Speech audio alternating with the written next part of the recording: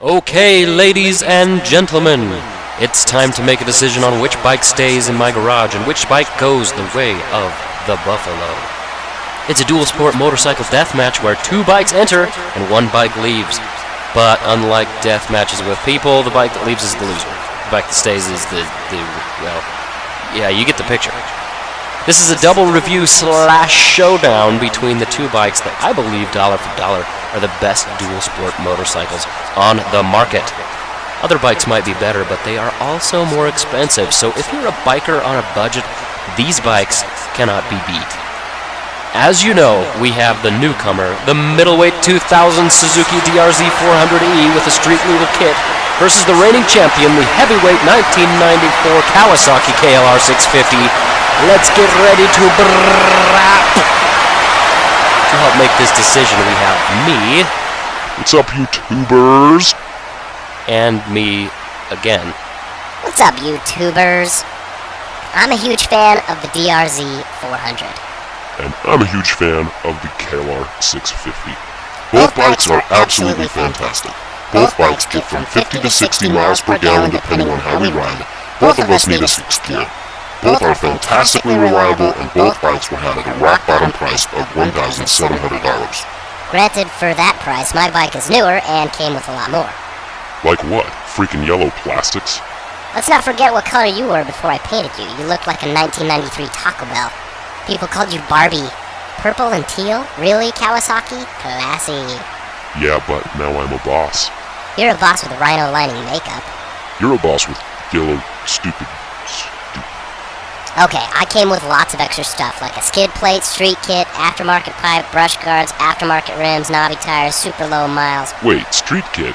I'm street legal out of the factory, and super low miles? You don't even count miles, you count hours. So that's better than having, what, 20,000 miles on you? I've been loved a lot more. You've been ridden hard and put away wet. I'm a KLR, you moron, that's the point. When you crash me, you can repaint me without crying. I'm meant to be held together with duct tape and chicken. Okay, yeah, that's actually an awesome reason to own a KLR. How about we do the nuts and bolts, eh? Sure, you first? Cool. I've got 37 horses, you? 33. Booyah! My 650 displacement's like your bike put together with the Yamaha WR250. And you get, what, 4 more horses from that? That's right. And how much do you weigh?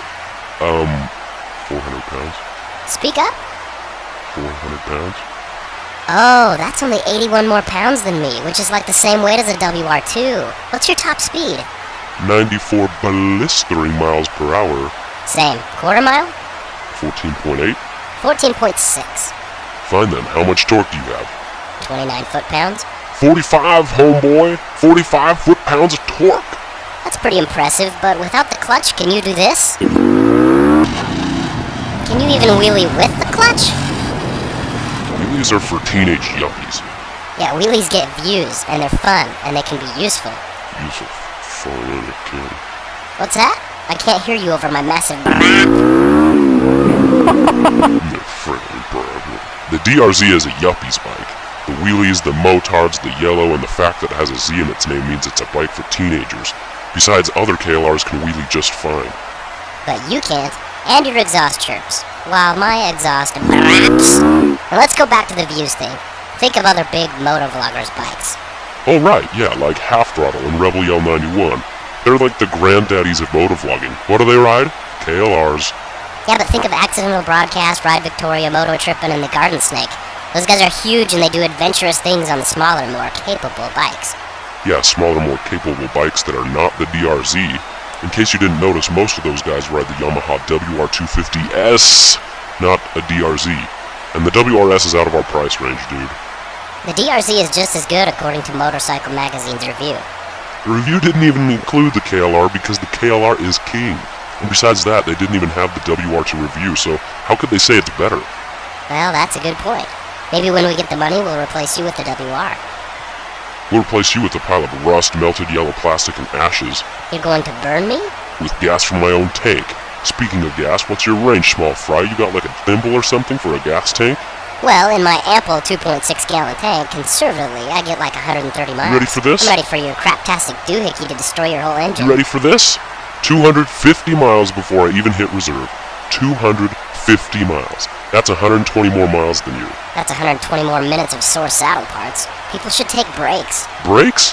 You need brakes. Who saved your big brother the DR-650 on the Utah BDR? His tire popped. And he ran out of gas. Who saved your big brother who has an even bigger fuel capacity than you? The KLR. Right. Speaking of saddle parts, my seat is way better. What is yours, plastic wrapped in leather? No wonder you need a brake every 100 miles. You see, I've got this poofy seat. Oh yeah, it's so nice and poofy. As I recall, you had to take that dumb stern seat cover off me and put it on you because your seat is so stiff. As I recall, your seat was once purple. I'm cool now. Purple. Yellow. Purple! Does your headlight turn when you turn?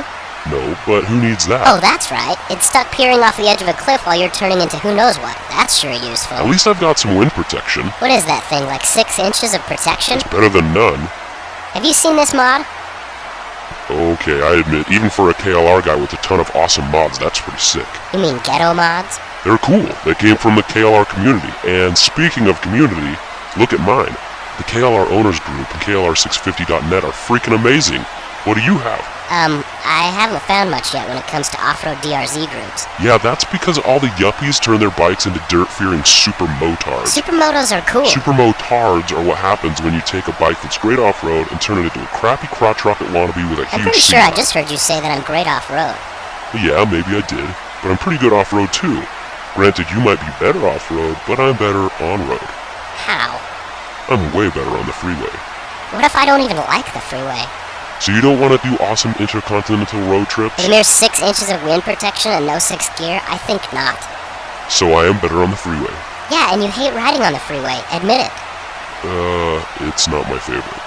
You can't stand it. And I'm better off-road and under 50 miles per hour. We can agree on that. You're better under 40 miles per hour. 45. Fine, but can you even read how fast you're going on your little mountain bike speedometer? No, you've got me there. But your DeLorean instrument cluster from 1980 isn't much to look at either. At least I can see it. And your clutch is ridiculous. When's the last time you did a hill climb without feathering that thing? Sure, my clutch is a bit touchy. It's a spasm machine under 3,000 RPMs. You'll stall non-stop. You stall too, man. With your what, like 80-pound clutch lever pull? Okay, let's talk about weight. Do you have passenger pegs? Yes, model Do does. you have passenger pegs? No. I do, and I've got a luggage rack, and I've got room for tank bags, and my fender bag stays on, and I can have panniers, and highway pegs, and crash bars, and there are tons of pretty cheap aftermarket parts for my bike. I am customizable for adventure. Your aftermarket parts seem to all be for Supermotos, I know. super motards. So back to seat height. I'm a lot more manageable. True, but I have more ground clearance and less weight, and way better Already suspension. agreed you were better off-road. A lot better. Whatever. Could you have survived this? Chaplains and Rojo Necks KLRs did. Would you have survived? Well, No, you wouldn't have. yeah, but I did this. You did it very, very slowly. And that was, as I recall, right before... Wait, what happened? That's right, you nearly died in the desert? Yeah, maybe, but I did it, and we still need to post that Yeah, we footage. totally need to post it. And sure you did it, but you could have done it better if you were me. You mean if I had nasty yellow plastics? Dude, again, you were purple and teal. No, we haven't made any progress in this decision, have Sure we have. Your bike goes. No, the Suzuki goes. I was here first, and I have an emotional attachment to the KLR. I've got Everride stickers on Well, you. the truth is, we're selling one of these to our brother-in-law, so we'll get to see it, ride it, and not miss it much either way. Good point, man, but I'd still be more missed. I'm the tractor. Oh, that's a good point.